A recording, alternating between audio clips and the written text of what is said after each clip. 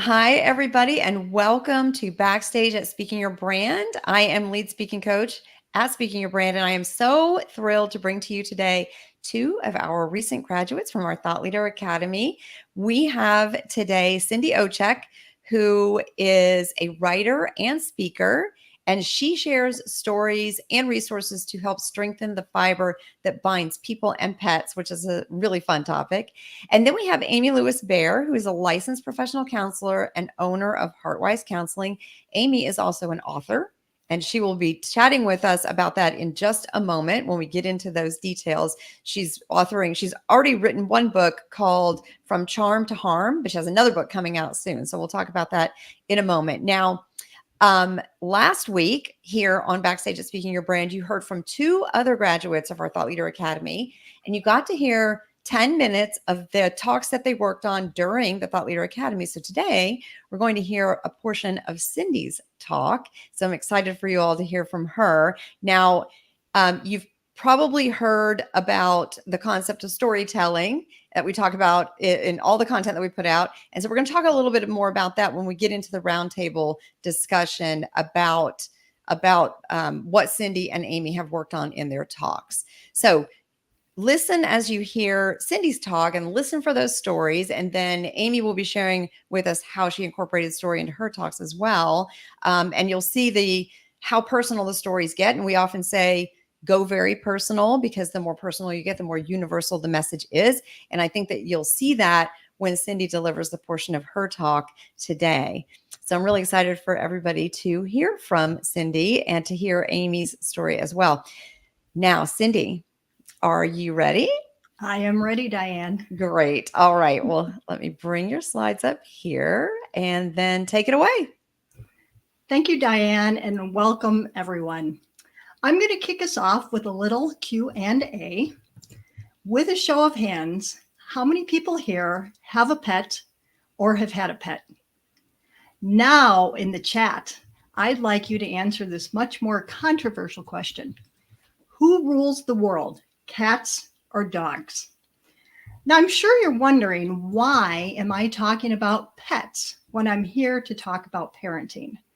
It was our family's unconventional experience with animals that allowed us to take some lessons that helped our children to become much more resilient and to reconnect our family. Now, our journey began during a 4th of July weekend, a fateful 4th of July weekend. The fireworks had stopped, the kids had gone to bed, and my husband and I were able to coax the dog out from underneath the bed. We took her downstairs, got her outside, and she collapsed and she passed away. Mm-hmm. And in that earthquake of a moment, we had a tsunami response. The kids began to argue and fight at a level we had never seen before. Yeah, they'd fought before and they argued with us, but they were fighting, they were pulling away from their friends, they were pulling away from us, and their performance at school was dropping. I was trying to figure out what had happened to this group. Oh, we have a funny sideways slide. What happened to our sideways family? How did we go sideways? We had this great connection from the time they were born up until the teen years, where we were doing things together, hiking and biking and camping and cooking, working with our neighbors next door to till their gardens, and then working at school and working hard. And 2 years prior to the dog dying, my father-in-law had passed away. And we had come together as a family to heal each other, to console each other. We didn't have any of that happening now, and I couldn't figure it out. The only thing I can think of, because I'm a smart woman, I used to, before I became a writer, used to be an interior designer, and I could do whole kitchen remodels, whole house remodels, solve problems, help guide people. What could I do with the kids? Well, the one thing I thought about was our dog. When we'd gone through the grief with my father-in-law, we had a dog. We didn't have a dog now. So I thought, maybe if we got another dog, we could solve this grief. The next day at dinner, I sat down with the family and said, what do you think about adopting another dog. And the next tsunami hit our family. The wave of, Mom, I'm oldest, I should get what I want. And Mom, I'm youngest, I should get what I want. And Joe and I were pulling our hair out. I was at work the next day talking to a coworker, and she has kids my age. And I asked her, what she was going through. And she looked at me and she said, Cindy, have you ever thought about fostering? We foster pregnant cats. We get to watch the miracle of birth, play with all those little kittens. When they get adopted, we get to go back to our family activities. And then when we're ready, we raise our hand and we foster again. And it was as if the clouds had parted and the sunlight came down, and that's it. Aha! We're going to foster dogs. We'll have all that happy energy connecting us, taking away our grief, and it won't look as if I was choosing between one girl's desire over another. So along comes foster pet Poet. Little pocket pet Poet, he could fit inside a purse. Only problem with Poet is he only had eyes for my one daughter, none of the rest of us. He was a difficult dog to foster. I couldn't wait for him to move on. And the day we were ready and I had his profile ready to go on the internet and I told the girls, they picked him up, stormed to the room, slammed the door and screamed at me, "You can't take away our new best friend." And there I sat in the quiet of the house. And my husband came home to the quiet house. I had been the leader of this foster team, and I had failed to help them understand that to win at fostering, you actually have to lose. You have to give up that relationship. Now, the logic is when you give up that relationship, you create space in your home for the next dog in need. But Joe and I realized our kids were nowhere near logic. They weren't ready for another loss, and neither of us were ready for another tsunami. So that night, we signed Poet's adoption papers, and he became our resident pet. I thought nobody's going to want us to foster again. Until a month later, when Linda from the agency called and said, Big Margot is an animal impound, and she is set to be euthanized unless we pull her. Are you willing to foster her? Well, of course I'm going to say yes to that. And I want to win. I'm going to prove that we can do this as a team. But Margot, all retriever and happy dog, wiggled herself into our home and into our lives. And yes, you are right. We failed at fostering again. Now we have 2 resident pets. The kids aren't any happier. They're pulling away further from their friends. They're pulling away from us. And I was just confounded. And I sat and thought, and I really started thinking about the process here. I thought I wanted what other people wanted. And I think I did. I started doing research and looking that most people around the globe want to raise happy, successful, independent kids that remain connected to home. So something else had to be there. What was that something else? Now I'm going to invite you, if you're feeling comfortable and you don't see what you're going through, if you're comfortable, add it in the chat. But for us, some of these things that got in the way were our activities, the kids' activities, cell phones and sex and drugs and peer pressure and mental health. We were going through all of that. But that wasn't just it, because we kept going on this hamster wheel. Anybody else here feel like you're on a hamster wheel? You just keep doing the same thing over and over, getting the same results. Our kids weren't improving at all. Our relationship wasn't improving. Then I realized in that definition of insanity, attributed to Albert Einstein, of doing the same thing over and over, Joe and I were parenting like our parents. We were parenting in a conventional manner where we were thinking about happiness over self-worth. We were thinking about grades and accomplishments and image and discipline.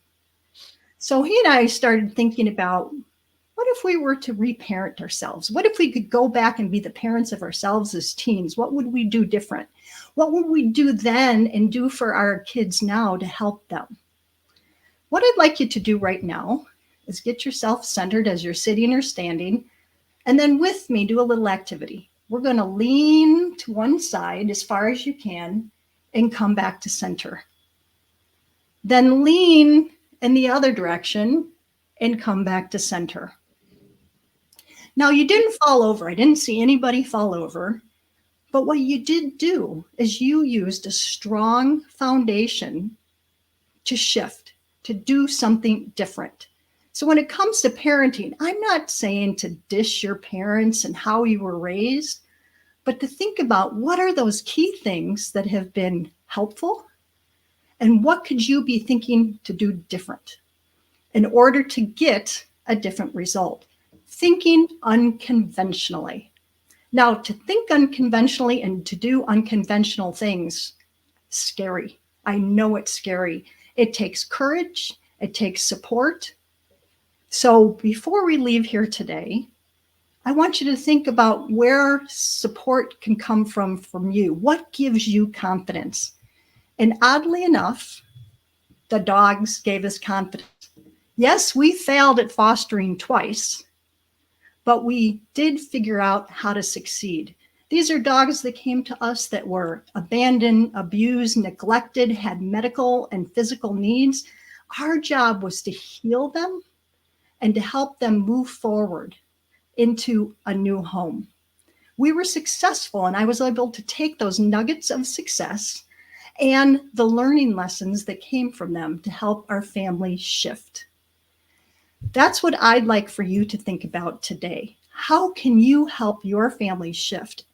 It begins with you. You are the coach. You are the leader. If you want change, it has to resonate and begin with you. That is the S, but you need help. You need to go out and seek help.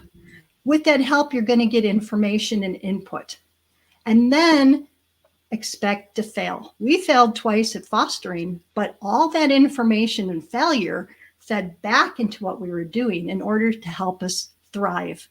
But through the shift framework, it helped us in our fostering, and it helped us in raising resilient kids, and it helped to reconnect our family. So I challenge you to walk away today with what do you like, what do you think you can change, and where do you feel that you can get the support you need to do that one shift. Thank you.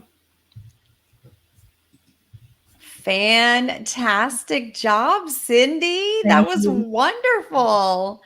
Goodness. Now, of course, I've seen you deliver most of that, but you were getting so much more effective with the storytelling, which it was already amazing, but you're really embodying it and your movements and gestures and that activity. How did that feel for you? I have practiced it a lot. And so it's becoming very comfortable in realizing that that's how you get the engagement, is to actually go out and do it.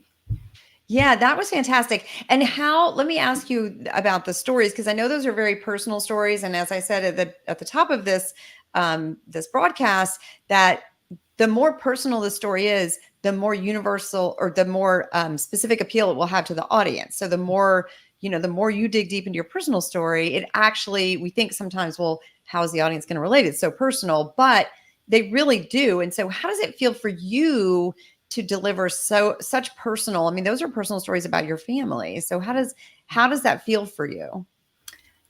So I have worked on a manuscript, and I'm actually in the process of getting a book published. And I'm able to present this because my family supports me on presenting it, because my kids know that they struggled. And if anything that they have done can help somebody in the future get through their struggles. So it's easier for me to deliver this because it is of my family, but I also have their support. Yes. That's a really good point, because one of the things that can happen when we deliver personal stories is what we call a vulnerability hangover, where you share something and then think, oh, maybe I shouldn't have shared that. And so, but it's good to hear that you do have your family's support in sharing that. And then the impact of the message is that much stronger because the stories are personal. People in the audience are going to relate to those stories with their children or families, and then can use what you're teaching them to help move them forward and do that shift, like you said. So thank you so much for sharing that. Now, let's get into our roundtable discussion. So, Amy's actually not going to share her talk with us, but there's a reason for that. And the reason for that is that, and I'll let you talk about this, Amy, but as I mentioned, Amy has authored a book and now she's in the process of writing, or I think might have finished writing her next book, which will be coming out soon. The talk is connected to the book. So that is why you won't hear it here today, because it's kind of under wraps. But maybe, Amy, you can tell us a little bit about that book. And if you would also touch on how you wrapped portions of the content of your book into your talk. And we'll get into kind of some of the storytelling. But what is your upcoming book about? And how does it connect to the talk? And how are you using your talk? Yes. Well, as a psychotherapist, years ago when I decided to return to school, I had my own experience that I didn't understand. And I write about relationships. And so I had a 10-year relationship that was very troubled, and I didn't understand it at the time. I was younger, I wasn't a therapist at the time. And when I left the marriage, I really wanted to understand what had happened in my marriage. And I wanted to help other people because it was miserable and I had no one to talk to. I just didn't know what was going on. It was about power, having a partner who's got a need for power and control. And so I didn't understand that at all. So when I when I left them, after I left the marriage, I went back to school and I became a psychotherapist, so I could understand my marriage and help others. And I wrote one book. It was a few years ago, and now I'm writing another book that came out of my practice in helping other people. And I wrote this talk. It was wonderful to be with the Thought Leader Academy, but I really wanted to write a signature talk to promote my book. So it has a lot of proprietary information in it, and you have to wait till my book comes out to get the information, because I wanted to, it's in the process of being published now, and so I didn't want to reveal that information, but that's why I came to the Thought Leader Academy. Yes, thank you for sharing that. And, we have had several authors come through the Thought Leader Academy, and regardless of whatever the topic is that you're creating your talk on, we always push everyone in the Thought Leader Academy to wrap these personal stories into their talks, because as you know, Amy, when you're working on your talk, those personal stories come in and then help to inform how it's going to resonate with the audience. Mm-hmm. And even if there's technical things that you're sharing, or in your case, things related to relationships and counseling and working through relationship troubles, your personal stories are going to help your audience really understand that you get them, you get where they're coming from. And you're, in particular for you, you've experienced what they're probably experiencing. So that personal story has that much more power. Absolutely. I actually write my personal story in my book, and I had it hidden at the end of the book, but my book agent said, no, we're putting that up front. Oh, I love to hear that. That's good. And then when I joined the Thought Leader Academy, started developing my signature talk, Carol and Diane said, okay, you got to put your story in there. And it's really the power behind my book, and it's the power behind my talk is my own personal story. Yes. In so many ways. I mean, it gives me credibility. It helps me really to understand from an inside view, and it helped me develop the ideas that are in my book now. So story's very, very important. Yes, absolutely. Yes. Thank you for sharing that, Amy. And so, as I mentioned, both Cindy and Amy are recent graduates from the Thought Leader Academy. And so Cindy and Amy, and I'll start with you, Cindy, how did it feel well, let me ask it this way. What were your expectations going into the VIP day? And then what was it actually like? Did you have certain expectations and then it was different, or tell us about that? I had a vision or a theory, and I was hoping that theory was going to come true, but I had no idea how that was going to happen. And that was, I had all these thoughts in my head, and how would I take these thoughts and make them into one cohesive pathway? And I hadn't been able to do that up to that point. So that's why I went into it as a hypothesis. And I thought it was magic. The whole VIP day was just magic. And I know, talking to Amy and then the other two women in the group, that we all use that word, because you have a formula, but that formula works across so many ways, and it created this wonderful thing. So it exceeded my expectations. Yes, I'm so glad to hear that. And yes, it seems like, well, if I have all these ideas, why can't I put them together in a talk? Like, why can't I make something cohesive come out of my head, right? But I don't know who to attribute this expression to, so if I didn't come up with this, but I always say, wherever I heard this from, that you can't see the label from inside the jar. So Yeah. you're inside the jar, but you can't see the label, but we can see the label. Carol and I can see that label. Like, we can see the thread. So we're working in the VIP day together, and you're talking, we are seeing it. So we're pulling out all the bits and pieces, but they're all your ideas, and they're all your message and your stories, and then it just takes shape. So I'm glad that that's the experience that you had, because that's our goal. And Amy, how was it for you? Because I know, you've got the book that you're thinking about, but you also have these messages, and then of course wrapping in stories. So did you have certain expectations going into the VIP day, and what did it end up? How did those pan out? Yes, well, like Cindy, I had all of these different thoughts and ideas swimming around in my head. And I was really hoping, and I did my VIP day with Carol. I was really hoping that Carol could help me narrow it down and really make it more concise and really pull out the information that was most important. And that's exactly what she did. It was amazing. I mean, she asked me the right questions. She served as you both said, as sort of a mirror to help me realize how the audience was going to respond and what they needed also, from a different perspective, which was enormously helpful. And it was just at the end of the day, it was late in the day for me, but I just wanted to go ahead and get it all down, in an outline, because I was so excited about the flow and about the elements of the talk and about my interaction with Carol for 3 hours. And it went beyond my expectations, really. Oh, I'm so happy to hear that. That's wonderful. And I know you mentioned, like, you have all these ideas swirling around.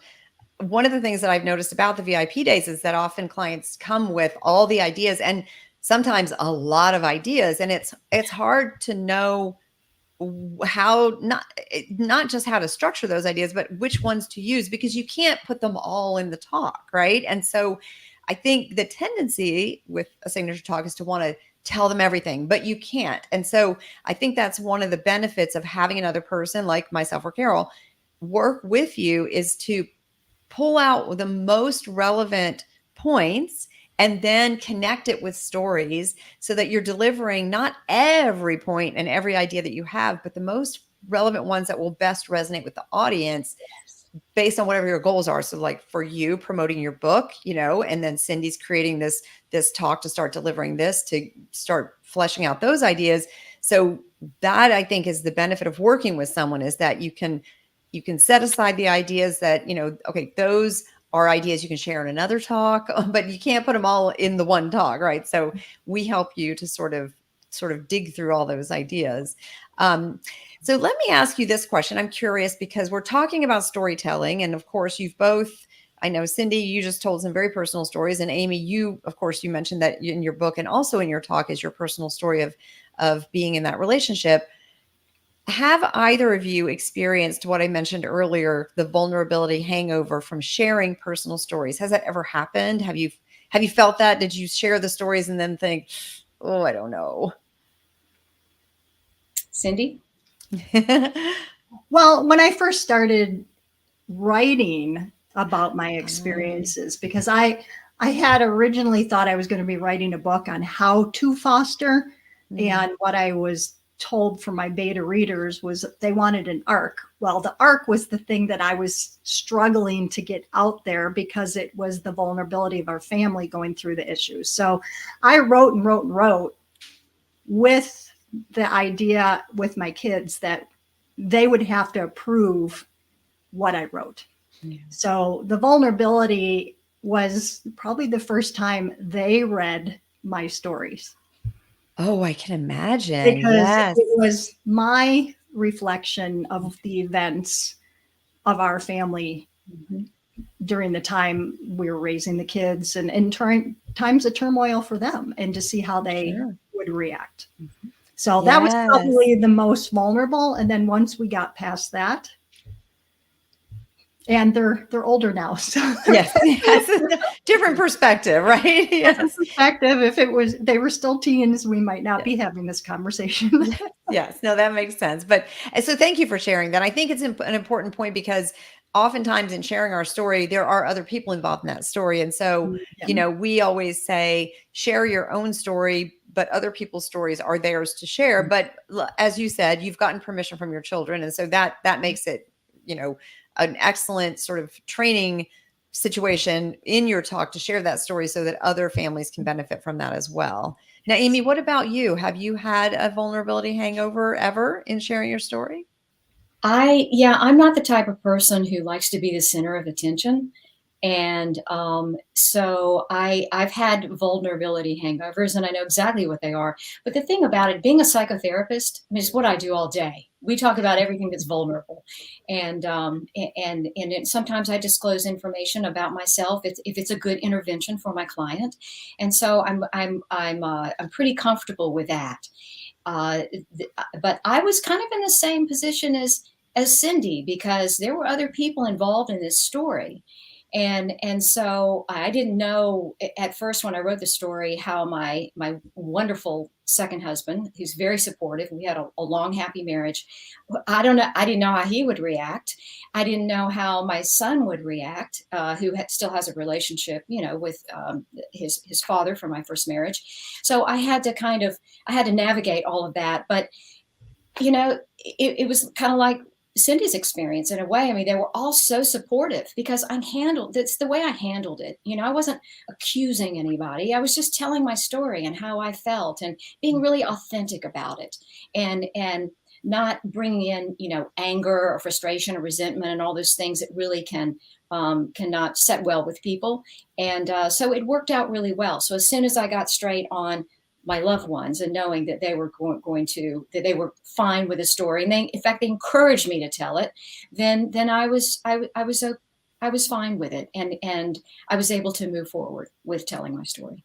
Oh, that's such a lovely way to put that. So I think, for our listeners and anybody watching this, if you're thinking about sharing your story in your talk or in, any messaging, and you're hesitant, if there are other people involved, of course, check it out with them, but be willing to take that leap, because your story, as you can see from Cindy and from Amy, your story is going to impact your audience in a bigger way than if you just share tips or facts or, information with them. The story really brings the ideas to life and makes those ideas resonate more deeply, because we identify with other people's stories. Storytelling has been around for even before there were written words, and there's a reason for that. And we identify with stories. So I would encourage anyone who is working on a talk to incorporate storytelling into your talk and tell as personal a story as you can, so that you can make that connection.